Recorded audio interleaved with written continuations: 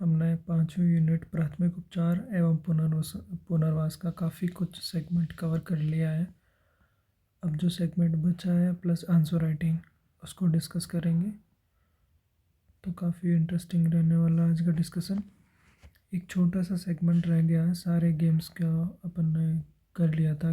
क्या किस प्रकार की चोट हो सकती है, किसका क्या प्राथमिक उपचार हो सकता है। हम बात कर लेते हैं, स्विमिंग भी एक गेम के अंदर कंसिडर होता है।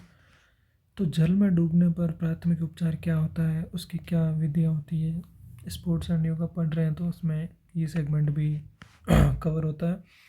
तो जल में डूबने पे जनरली क्या किया जाता है, पहले पानी से बाहर निकालोगे। कैसे निकालोगे, किसी को तैरना आता है तो पानी के अंदर जाके बाहर निकालेगा, नहीं तो कपड़े की मदद से या किसी भी मदद से बाहर निकाला जाएगा। बाहर निकाल के उसको लिटाया जाएगा। उसको लिटा के पहले चेक किया जाएगा उसकी श्वास चल रही है कि नहीं चल रही है। उसकी गर्दन के पास जो हाथ लगा के चेक करेंगे अपन, उसकी श्वास नॉर्मल है, चल रही है, नहीं चल रही है। अगर उसकी श्वास नहीं चल रही है तो कृत्रिम श्वास देने की कोशिश करेंगे। अब श्वास चल रही है कि नहीं चल रही है, इसमें कई बार क्या होता है, व्यक्ति पानी में डूबता है तो वो मूर्छित मतलब बेहोश या अर्धमूर्छित हो जाता है। तो उसमें कृत्रिम श्वास देने से वो नॉर्मल कंडीशन में आ जाता है। तो कृत्रिम श्वास की कुछ विधियाँ हैं, जिसमें से एक है शेफर विधि, जिसमें व्यक्ति को घुटनों के बल बिठाकर पूरा पानी निकलने तक उसकी पीठ दबाई जाती है। जनरली किसी को वॉमिटिंग होती है तब पीठ को कैसे दबाया जाता है, वैसे ही लगभग शेफर विधि होती है। सीपीआर ही होती है, मुख से मुख विधि, जिसमें उसको श्वास आने तक एक व्यक्ति अपने मुख से श्वास देने की कोशिश करता है। एक होता है सिल्वेस्टर विधि। सिल्वेस्टर विधि में रोगी को सीधा लेटाया जाता है, मतलब जो रोगी मतलब जो डूब गया पानी में उसको बाहर निकाल के सीधा लेटा के कंधों के नीचे तकिया लगा के एक व्यक्ति उसके पीछे बैठकर रोगी की कोहनी एल्बो से पकड़कर हाथों को आगे और पीछे खींचता है, आगे से पीछे खींचता है।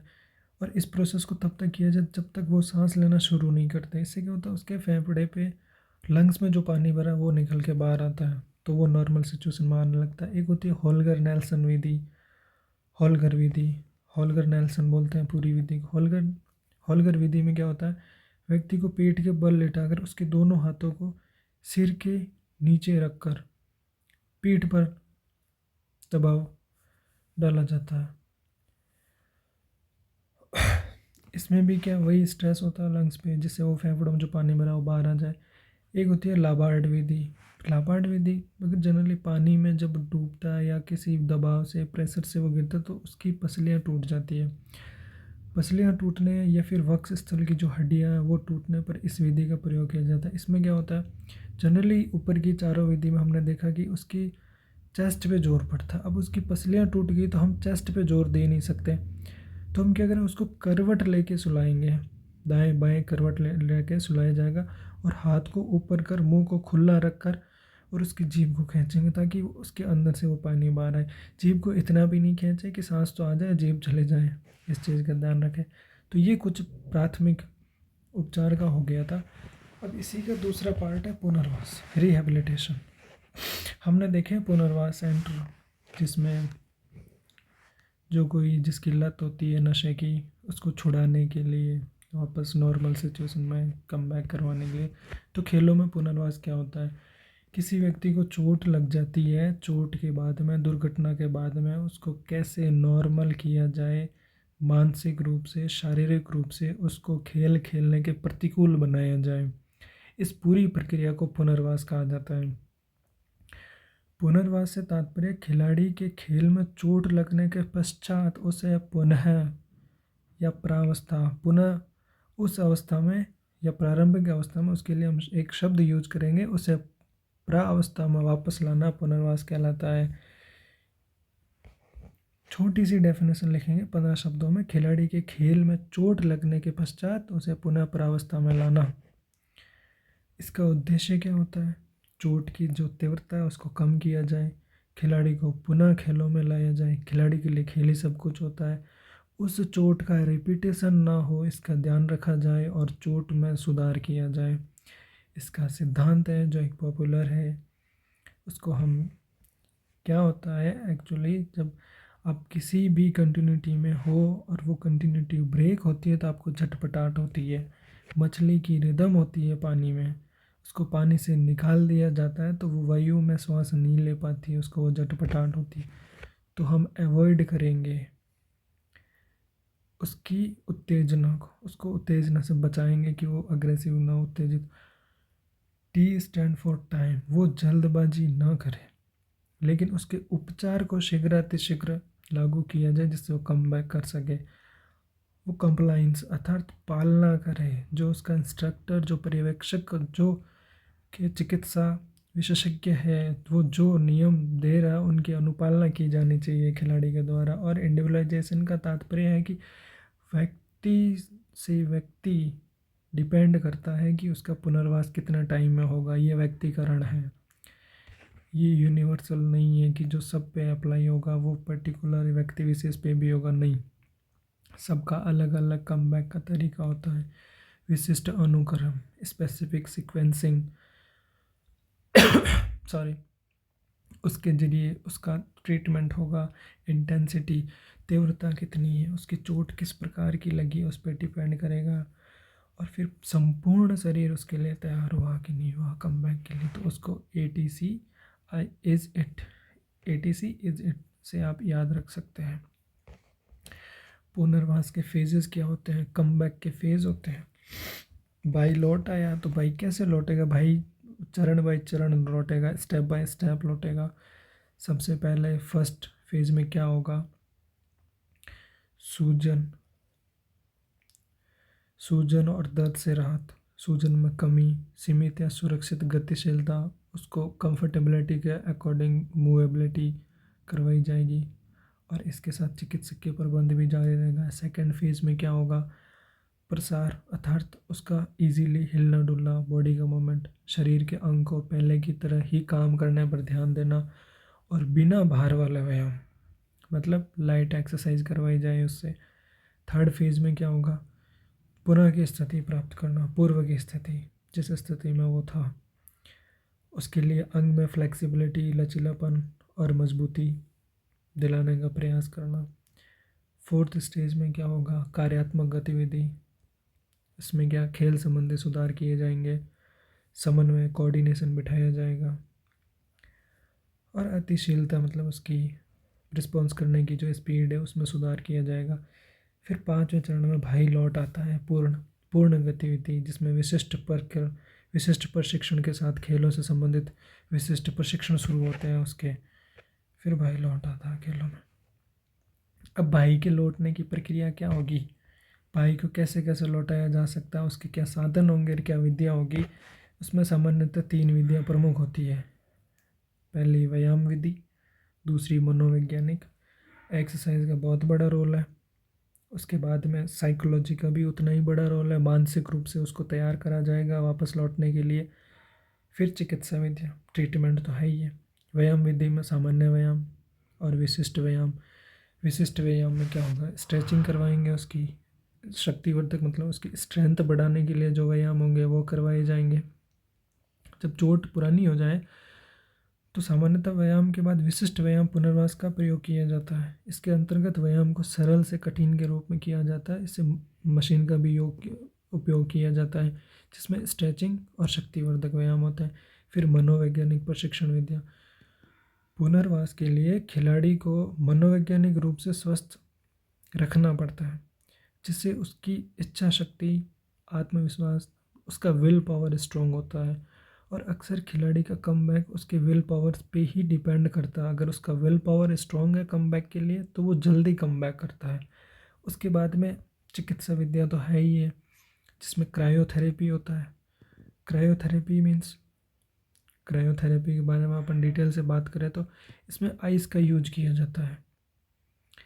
आइस का यूज कैसे किया जाएगा, मतलब ठंडे पानी से संबंधित चीज़ें हैं, इसमें तकनीक क्या होगी, आइस मसाज होगी, त्वचा पे सर्कुलर रूप से बर्फ़ को आगे पीछे घिसना, वो मसाज हो गई। फिर ठंडे पानी में डुबाना, पर्टिकुलर पार्ट को, बॉडी के उस अंग को ठंडे पानी में डुबाया जाएगा। अब इसका सामान्यतः टेम्परेचर 0 डिग्री से 12 डिग्री के आसपास रखा जाता है। आइस पैक, बर्फ़ के कुछ टुकड़े प्लास्टिक बैग में भर के 20 से 30 मिनट 2-4 बार तक जहाँ चोट लगी है वहाँ पर सेक किया जाए।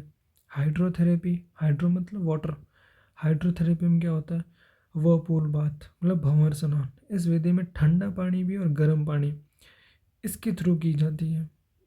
जलमाश जल मालिश के रूप में इसका उपयोग किया जाता है ठंडे और गर्म। इसमें क्या होता है, पेशियों का जो स्ट्रेस है, उनका जो खिंचाव है, उनमें जो मोच है, उसमें ये इफ़ेक्टिव विधि है। फिर विलय स्नान, विलय मतलब मिश्रण। गर्म पानी में चोट लगे अंग को हल्का हल्का हिलाया जाता है। साधारण पानी शरीर के भागों में तत्परता लाने के लिए उपयोग किया जाता है। फिर एकांतर स्नान क्या होता है, कॉन्ट्रास्ट बाथ जिसको बोलते हैं।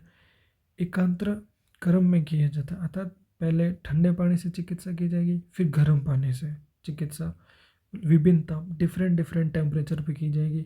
इस उपचार विधि में चोट, दीर्घ चोट और ओवरयूज चोट, रिपीटेडली चोट कुछ ऐसी होती है, उनके लिए इस विधि का प्रयोग किया जाता है।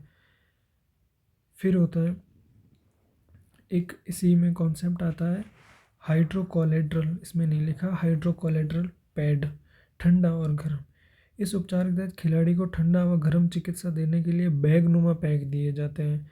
इस पैक मतलब वो जिसमें रखे जाते हैं बर्फ, पैक मतलब दूसरा मत समझ लीजिएगा। इस चिकित्सा में तकनीक का उपयोग सूजन आने पे, मांसपेशियों में खिंचाव होने पर, स्थिर मांसपेशी ऐंठन में किया जाता है। ये तो थेरेपी की बात होगी। अब ठंडा और वेपोकूलेंट स्प्रे जैसे अपन मूव वगैरह का यूज़ करते हैं, इसमें तुरंत इफ़ेक्ट मिलता है अपने को। एक होता है पैराफिन बाथ जिसको बोलते हैं मोम स्नान। इस स्नान के अंदर ठोस पैराफिन पेट्रोलियम जेली और पैराफिन लिक्विड इनका प्रयोग किया जाता है। इसमें दो विधि पैराफिन पेंटिंग और पैराफिन डिप का उपयोग किया जाता है। अब इसका यूज़ जनरली कहाँ किया जाता है, इसका ध्यान रखना अपने। पैराफिन बाथ का यूज किया जाता है जोड़ों की चोट जो होती है हाथ और पैरों में, सूक्ष्म जोड़ों के लिए किया जाता है। एक होता है इंफ्रारेड किरण। इसमें क्या होता है, मुलायम उत्तक की जो चोट होती है, जो हमने बात की थी ऊपर मुलायम उत्तक की, आपको याद होना चाहिए, मोच पड़ जाना वगैरह। इसकी दो टेक्निक होती है, एक तो प्रकाश युक्त लैंप और एक अप्रकाश युक्त लैंप। अब इसका काम कहाँ किया जाता है, मांसपेशियों की ऐंठन को कम करता है, दर्द के प्रभाव को कम करता है, त्वचा और ऊतकों में ब्लड का सर्कुलेशन बढ़ाता है, जिससे चोट में रिलीफ मिले। हमने एक पढ़ा था कि चोटग्रस्त अंग को हृदय से ऊपर करके रखा जाता है। जिस पैर में चोट लगी, पैर को ऊपर बांध के रखा जाता है, उसमें मोमेंट नहीं हो, उसमें ब्लड सर्कुलेशन हो, तो ऐसा ही कुछ किया जाता है। एक होती है पराबैंगनी किरणें। पराबैंगनी किरणों का इलाज पुरानी चोटों के लिए कारगर होता है। पराबैंगनी के माध्यम से, इस पद्धति के माध्यम से रक्त नलिकाओं में रक्त के प्रवाह को इंक्रीज किया जाता है। बेसिकली ये पीछे की जो अपन पढ़ रहे हैं, इनमें ब्लड फ्लो पे फोकस किया गया। एक है इलेक्ट्रोथेरेपी। इलेक्ट्रोथेरेपी दो टाइप की होती है, डायाथर्मी और डायपल्स। डायाथर्मी में क्या होता है, एक बार की विद्युत चिकित्सा जिसमें विद्युत धारा प्रवाह के माध्यम से ऊष्मा उत्पन्न की जाती है, हीट उत्पन्न किया जाता है। चिकित्सा तरीका शरीर के ऊतकों के बाहरी एवं गहराई तक घाव भरने के लिए किया जाता है। इंटरनल जो घाव होते हैं, जिसमें अलग अलग तरंग की यूज किया, दीर्घ तरंग, अल्प तरंग, सूक्ष्म तरंग, 3 तरह की जिसका यूज किया जाता है। डायपल्स में क्या होता है, विद्युत चिकित्सा में विद्युत चुम्बकीय ऊर्जा का उपयोग किया जाता है, जो मुलायम ऊतक और हड्डी की तीव्र सूजन को कम करने के लिए कारगर है। एक होती है पराध्वनि चिकित्सा। पराध्वनि चिकित्सा के अंदर क्या होता है, खेलों में इसका उपयोग शरीर में पराश्रव्य ध्वनि के प्रभाव के माध्यम से उपचार के लिए किया जाता है। इसका उपयोग बेसिकली बैक्टीरिया का विनाश करने, गठिया रोग, मस्तिष्क में कभी ट्यूमर का पता लगे तो उसके सेंस में इसका उपयोग किया जाता है। एक होती है विद्युत मांसपेशीय उत्तेजना, जिसको इलेक्ट्रोलर मसल स्टिमुलेशन भी बोला जाता है। ये विद्युत चिकित्सा का एक तरीका है जिसमें विद्युत मांसपेशियों में उत्तेजना विद्युत के जरिए उत्पन्न की जाती है। जैविक विद्युत विभव उत्पन्न होता है जो आयनों के आपसी परिवर्तन के परिणामस्वरूप उत्तेजना मांसपेशियों में पहुंचती है। एक टेंस थेरेपी जो क्वेश्चन पूछा गया था, टेंस थेरेपी में क्या होता है, विद्युत आवेग की विधि है जिसमें टेंस उपकरणों को बैटरी से संचालित करते हैं। और ये विद्युत आवेग क्या करता है, तंत्रिका तंत्र को दर्द के संकेत प्रतिबंधित कर देते हैं, जिसके दर्द का एहसास नहीं होता। जैसे जनरली मेडिसिन का यूज करते हैं अपन, तो उससे दर्द का एहसास नहीं होता, दर्द ख़त्म नहीं होता, लेकिन दर्द का एहसास नहीं होता, वो मस्तिष्क तक मैसेज जाने बंद हो जाते हैं। हमने ये चर्चा कर ली। अब कुछ प्रश्न जो पूछे गए थे वो, और कुछ प्रश्न जो लिखे गए हैं, इससे आपका टॉपिक कंप्लीट हो जाएगा। और ये जिस फॉर्मेट में लिखे गए वो आरपीएससी की ही कॉपी है, उसी कॉपी में लिखे गए। आपके 3rd यूनिट है और ये 20 मार्क्स की आती है, जिसमें पार्ट ए है 10 मार्क्स का है, जिसमें 5 क्वेश्चंस रहेंगे 2 मार्क्स के, 15 वर्ड्स में आपको लिखना है। ग्रीन स्टिक फ्रैक्चर क्या होता है इसके बारे में लिखा है, ऊपर भी पढ़ा था। अब इसको लिखा कैसे जाएगा ये आप देखिए। ग्रीन स्टिक फ्रैक्चर अर्थात कच्ची अस्थि भंग, जिसमें हड्डी टूटती नहीं है, मुड़ जाती है। सामान्यतः ये बच्चों में होता है क्योंकि उनकी हड्डियां मुलायम होती हैं। 4 की पॉइंट देने हैं आपको 15 शब्द के उत्तर में।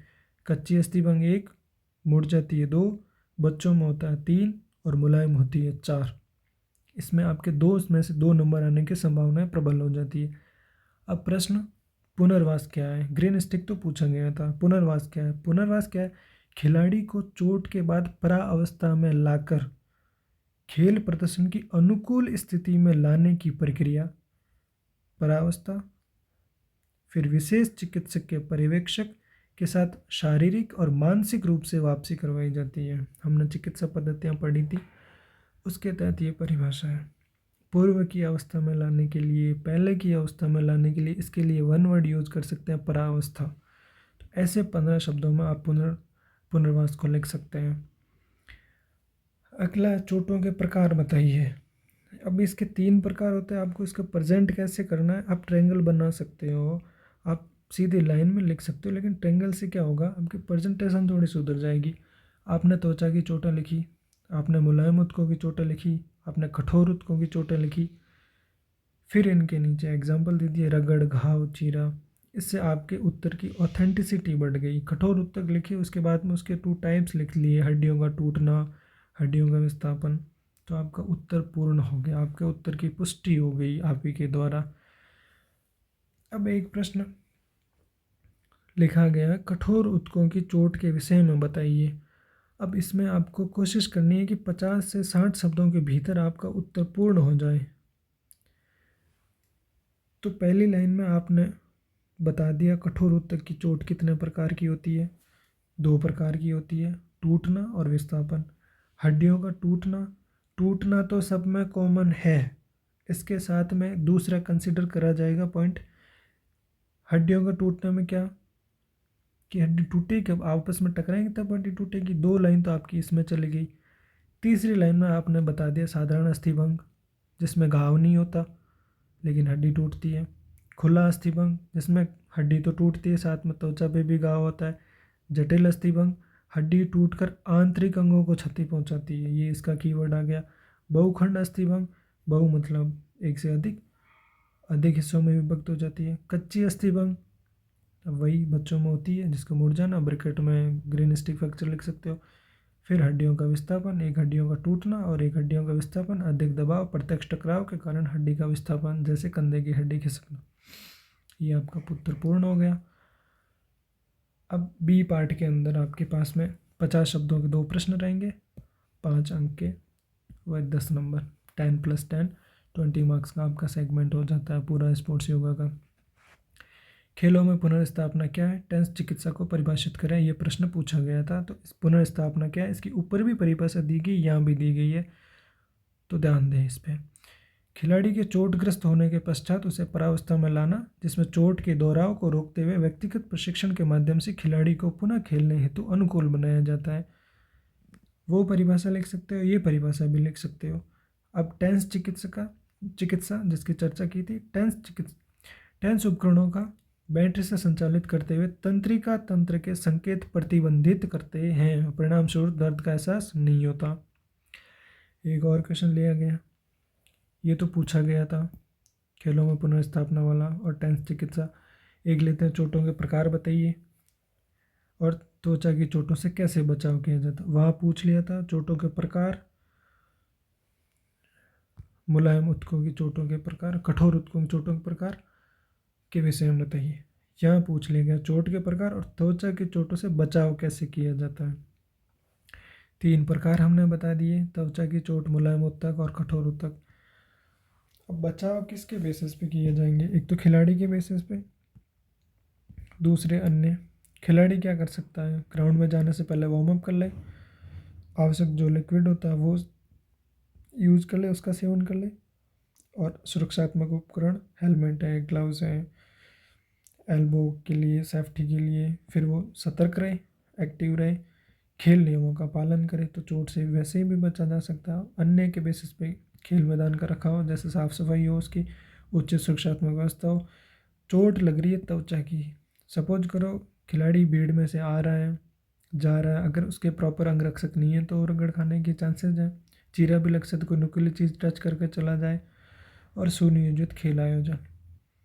इस प्रकार हमारा खेल और योगा में 5वीं यूनिट पूरी हो जाती है, और इसके हमने प्रश्नों की चर्चा कर ली थी। ये उत्तर पूर्ण रूप से पर्याप्त हो भी सकते हैं, कोई भी उत्तर अपने आप में पूर्ण नहीं होता, उसमें फिर भी किसी न किसी प्रकार की कमी रह जाती है।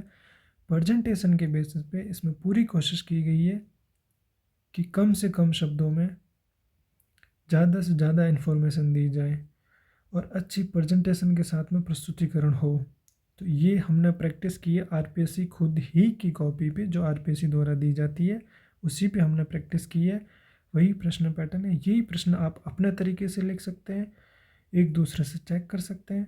ये टॉपिक हमारा 5वीं यूनिट हमारी पूरी हो जाती है। आगे हम चर्चा करेंगे भारत एवं राजस्थान राज्य की खेल नीति पर अगले वीडियो में। ऑलरेडी ये 22 मिनट ले चुका है वीडियो।